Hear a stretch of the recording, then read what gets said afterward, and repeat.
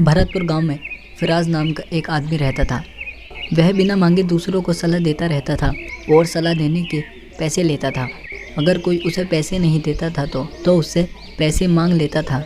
इसके अलावा वह कोई भी काम नहीं करता था। वह चिकन करी के बिना खाना नहीं खाता था। एक दिन, अरे यह क्या बनाया है दाल? मैं चिकन के बिना खाना नहीं खाऊंगा।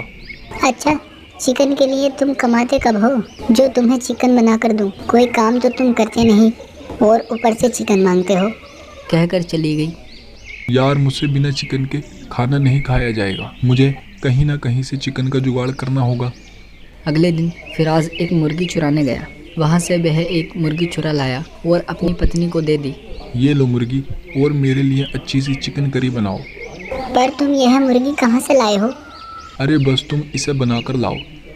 अगर तुम इसे कहीं से पकड़ कर लाए हो तो वापस कर आओ, नहीं तो हमारी इज्जत मिट्टी में मिल जाएगी। अरे मैं छुपकर चोरी कर रहा हूँ, तुम बस इसे बनाकर लाओ। इसी तरह वह रोज़ मुर्गी पकड़कर लाने लगा और मज़े से खाने लगा। एक दिन गांव वाले फिराज से सलाह लेने आए। फिराज भाई, गांव में मुर्गियों की चोरी बहुत हो रही है। आखिर मुर्गी को कौन चुरा रहा है? कुछ सलाह दो। अरे यार, जब गांव में मुर्गी है तो चोरी भी ज़रूर होंगी, इस चीज़ पर ध्यान मत दो। आप क्या कह रहे हो? अगर वह मुर्गी चोर मेरे हाथ लगा तो मैं उसे इतना मारूंगा कि वह मुर्गी चुराना भूल जाएगा। हाँ, तुम सही कह रहे हो, वह बचेगा नहीं, बस वह हाथ लग जाए। भाइयों, गुस्से से कुछ नहीं हल होता, थोड़ा शांति से काम लो। वह सब चले गए। फिर फिराज, आज तो यह सब बहुत गुस्से में है। अगर इन्होंने मुझे मुर्गी चुराते हुए पकड़ लिया तो यह मुझे जान से मार डालेंगे। मुझे कोई और तरीका बनाना चाहिए। उसके बाद वह नकाब बांधकर चोरी करने लगा और चिकन करी बनवाकर खाने लगा।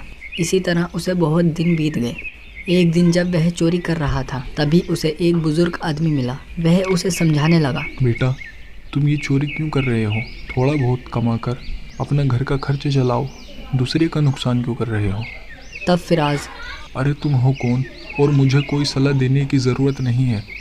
उस आदमी को गुस्सा आ जाता है और वह फिराज को मारने लगता है। सभी गांव वाले वहां आ जाते हैं और वह आदमी बोला, यही है जो तुम लोगों की मुर्गी चुरा रहा था।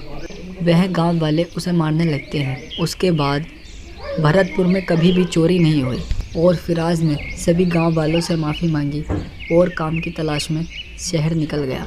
हमें कभी भी गलत काम नहीं करना चाहिए, क्योंकि हमारा सच एक न एक दिन सबके सामने आ ही जाता है। और हमेशा अच्छे सच्चे रास्ते पर चलना चाहिए। अगर आपको यह कहानी पसंद आई हो तो हमारे चैनल को सब्सक्राइब करें और साथ ही लाइक कमेंट करें। Thank you.